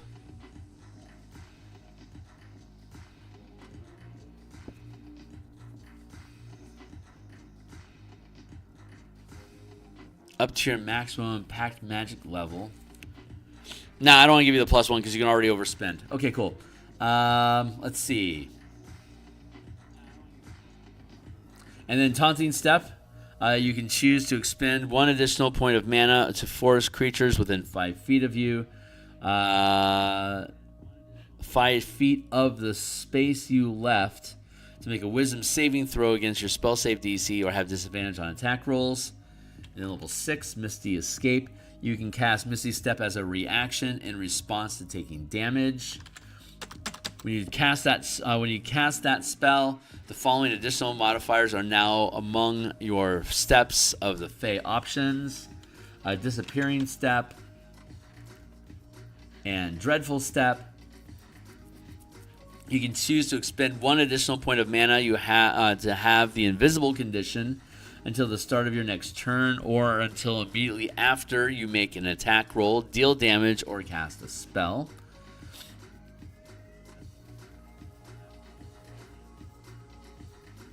Or Dreadful Step, well, you can choose to expend additional points of mana to damage target creatures within 5 feet of the space you left, or the space that you appear, your choice. Take d6 psychic damage for each point of mana you expend using this option up to the max packed magic limit. And in D&D, you can choose which things go first. So I could both do Dreadful Step and Disappearing Step. I could like say at 6th level, I could put like 3 points of damage in a Dreadful Step to damage people when I teleport away, and then turn invisible and arrive at my destination, and use my Refreshing Step on top of it to heal myself of hit points. All of that, those 3 things I could trigger off of Misty Step, and they all stack separately. So at 6th level, I have 6 mana. I could spend 1 point to teleport, 1 point to turn invisible, 2 points to deal 2d6 damage to targets that I leave, and then 2d6 when I arrive to heal myself or others around me. So that's a lot of stuff I can do with 1 Misty Step. But again, this is an instant spell. We can generate temporary mana to pay for doing this stuff. So if I wanted to cast Misty Step,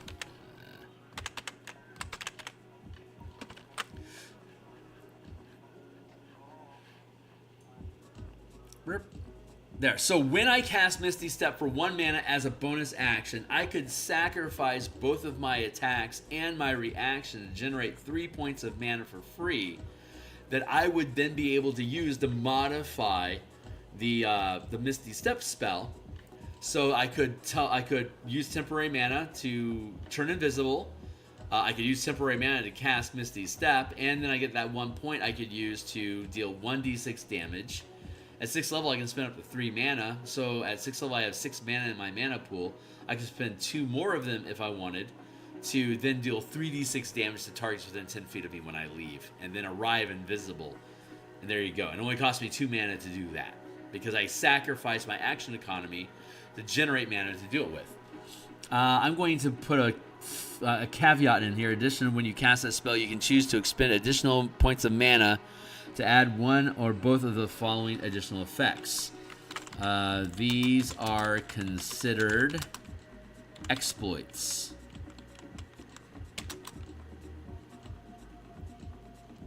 When generating temporary mana.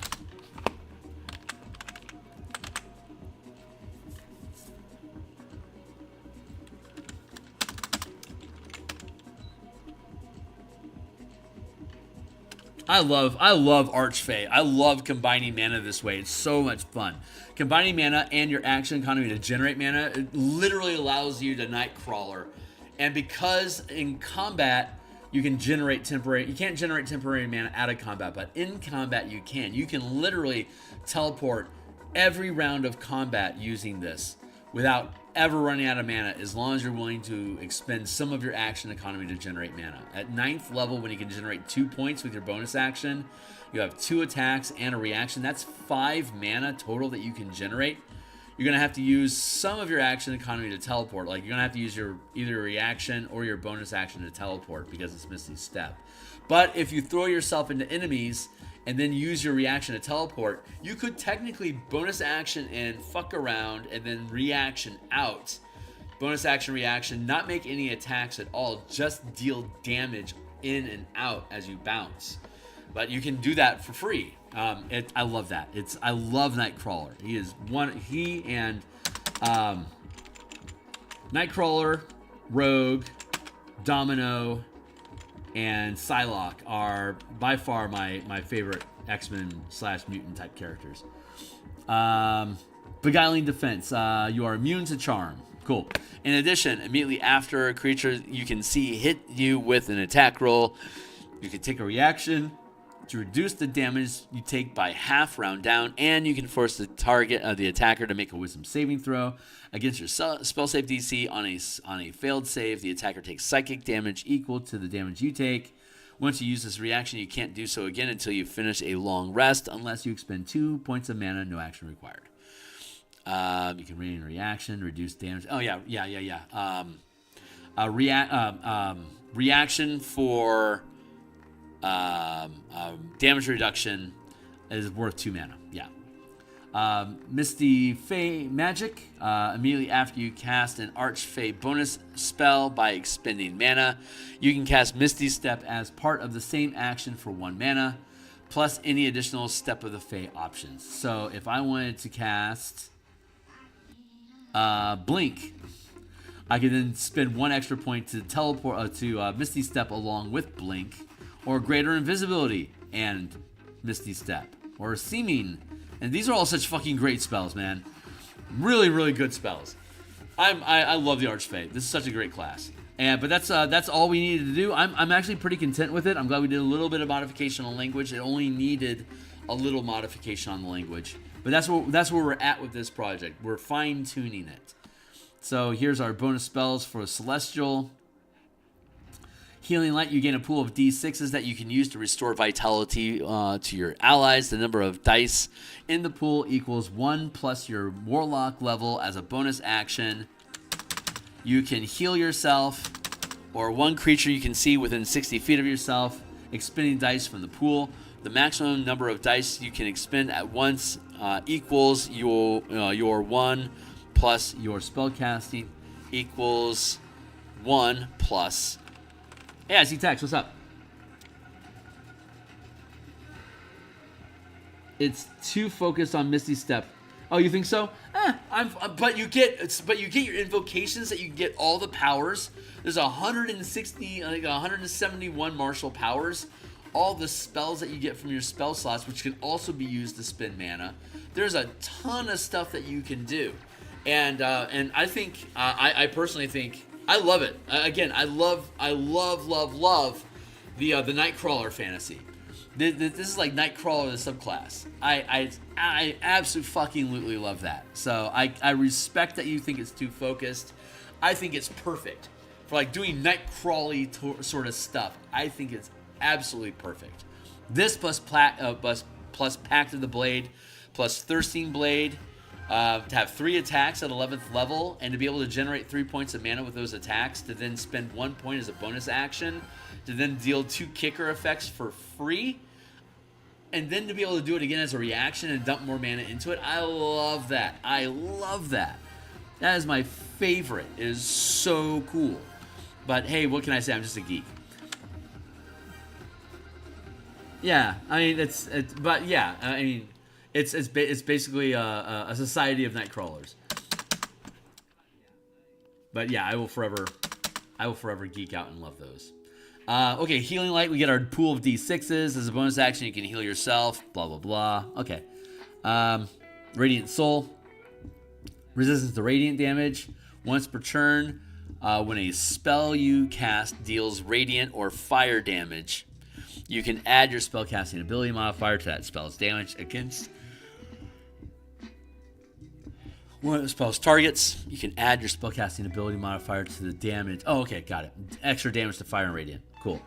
You gain temporary hit points whenever you use your magical cunning feature or finish a short or long rest. Those temporary hit points equal your Warlock level plus your spellcasting ability modifier. In addition, choose up to 5 creatures you can see. When you gain the points, those creatures gain temporary hit points equal to half your Warlock level plus your spellcasting ability modifier. That's good utility. I'm happy with that.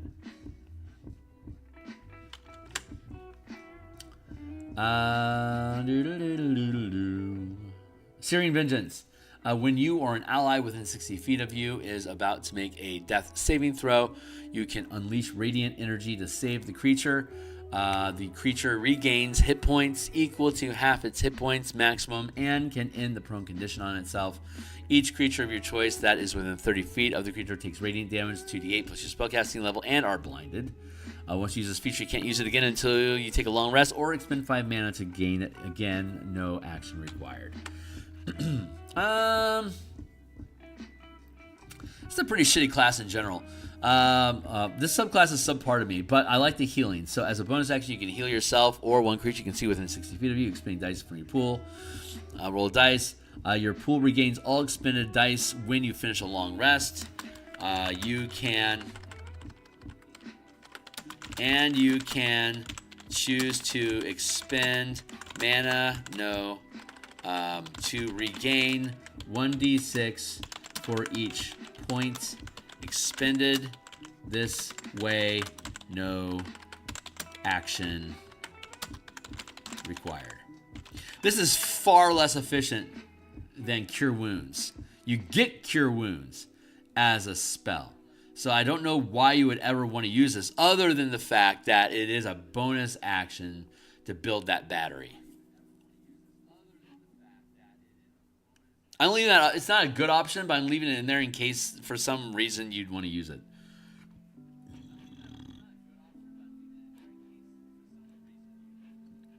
Yeah, I'm going with that. Fiend.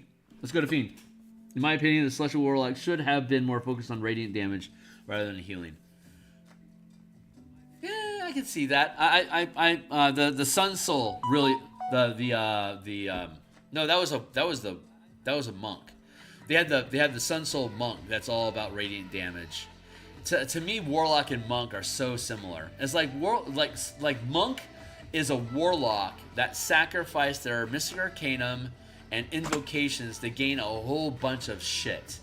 Like a Monk is like a Warlock that's pre-packaged with all their invocations and Arcanum already in place, without the benefit of gaining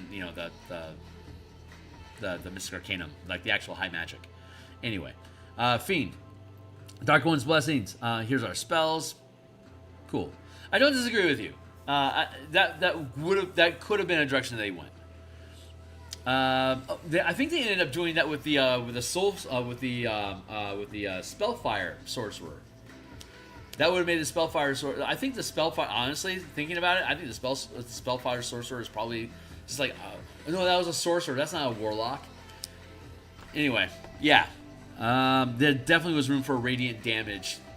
Definitely room for a radiant damage warlock. Dark One's Blessings. When you reduce the enemy to 0 hit points, you gain temporary hit points.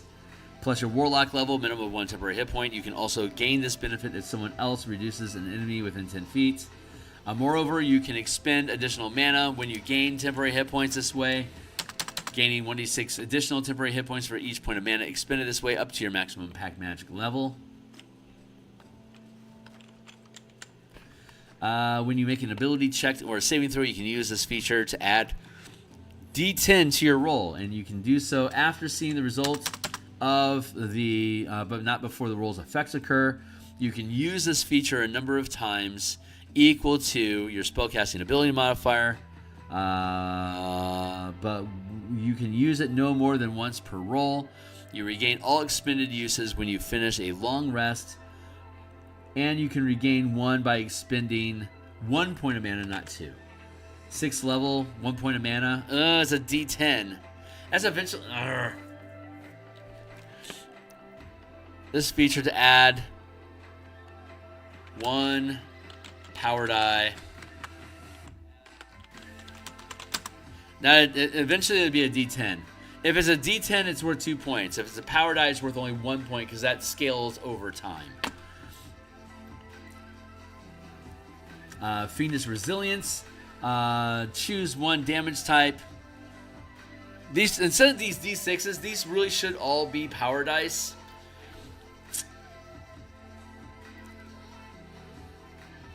You gain a pool of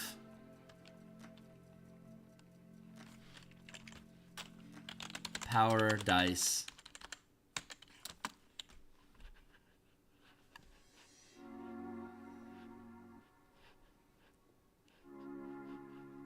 Resistance equal to 2 power dice, which are D8s right now, which will eventually become D10s. Let's see. Temporary hit points, gaining 1 power die of additional temporary hit points for each point of mana expended this way up to your maximum pack magic limit. Thank you. Dark One's Own Luck, we just looked at that. By expending 1 point of mana for power die. Choose 1 damage type other than force. When you finish a short or long rest, you have resistance to the damage type until you choose a different one from this feature.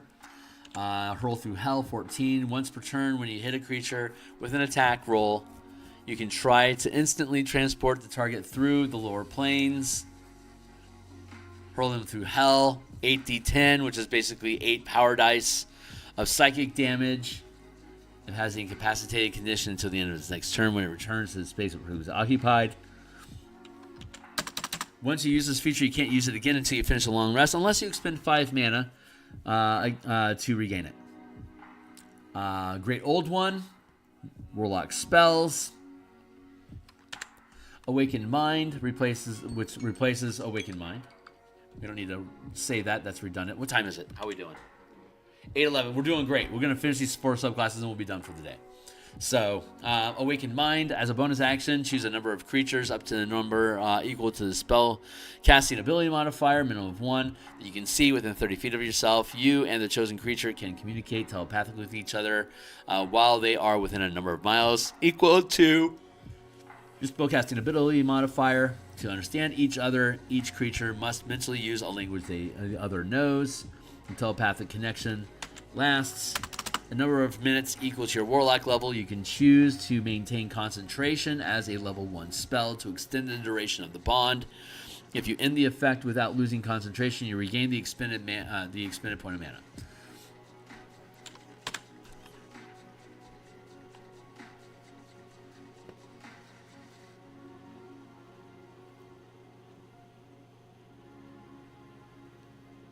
That is unnecessary because you're not spending any mana. Psychic spells. 4. You can cast any level 1+ spell from your Great Old One bonus spell feature. It requires no verbal or somatic components, and it requires no material components unless they are consumed or have a specific cost. And that list of spells is Dissonant Whispers, Hideous Laughter, Hex, Detect Thoughts, Phantasmal Force, Clairvoyance, Hunger of Hadar, Confusion, Summon Aberration, Modify Memory, Telekinesis. Those are all great spells.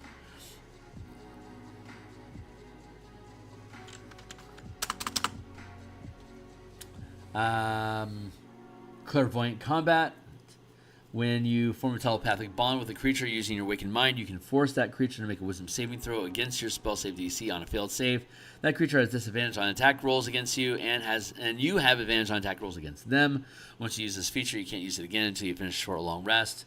When you form a telepathic bond with a creature using your Awakened Mind feature, you can force that creature to make a Wisdom saving throw.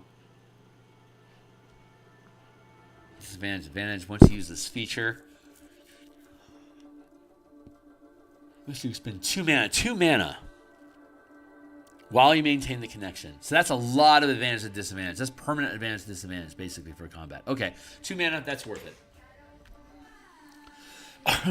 Create Thrall. When you cast Summon Aberration, you can choose for it to be a persistent spell.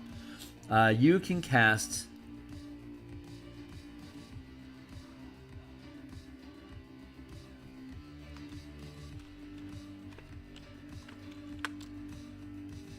When you cast Summon Aberration, you can choose for it to be a persistent spell. You can have only 1 aberration summoned at a time this way. When summoned, the aberration has a number of temporary hit points equal to your Warlock level, plus your spellcasting ability modifier. In addition, the first time each turn the aberration hits a creature under the effects of your Hex, the aberration deals extra psychic damage to the target equal to the bonus damage of that spell. Oh, nice. Okay. And hey, that's all the subclasses. Great Old One, Fiend, yeah, Celestial, and Archfey. 4. There you go. Okay, great. That's it. So that's our subclasses. Hey, we're only dealing with the subclasses that are in the player's handbook because we are updating the color mana spell point variant rule system. It is already published on DMsGuild, which is here. All of these books have free previews. They're all for 2014. We're updating all of them for 2024 compliance. We'll be starting with Tap on Tap Burn, changing the name to Color Mana Spell Point Variant Rules. It's 75 pages of goodness here. But we're going to be updating. We've learned a lot about page formatting, layouts, and the rules themselves have changed. So it's time for us to glam up this book. We're going to upgrade and do artwork for this book Monday through Friday in the morning when we get there. We're going to integrate we have the original version, each spell was devoted only 1 color each. But as we continue to use it, it was too restricted. So then we created the revised 5-color magic spell list. And this also has a free preview. It's pay what you want.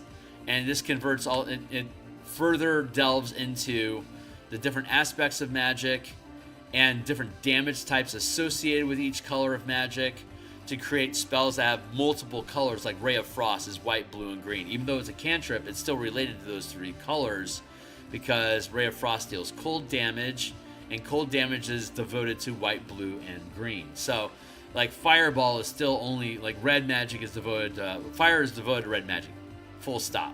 So Fireball is a red spell only. I have to have red mana to cast Fireball, or I have to find a way to change the color of Fireball to be a color I want, like Azorius Senate is white-blue. If I want to cast Fireball as an Azorius character, I need to figure out how to change Fireball to be white or blue instead of red, which we've discussed earlier. There's multiple ways to do that.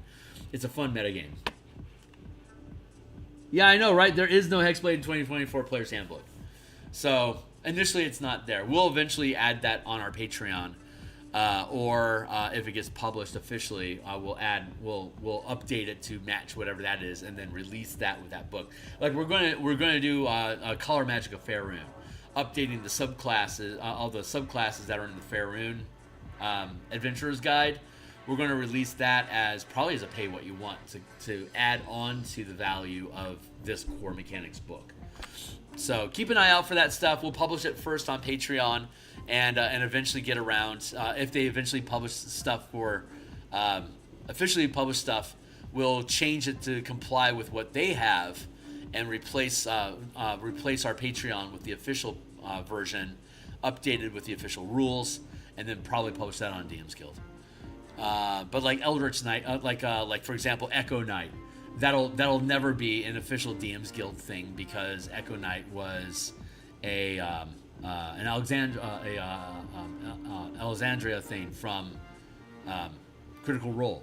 So we'll have a fan content version of that on our Patreon. Once we publish Martial Powers, we'll start turning out a whole bunch of content like that on Patreon.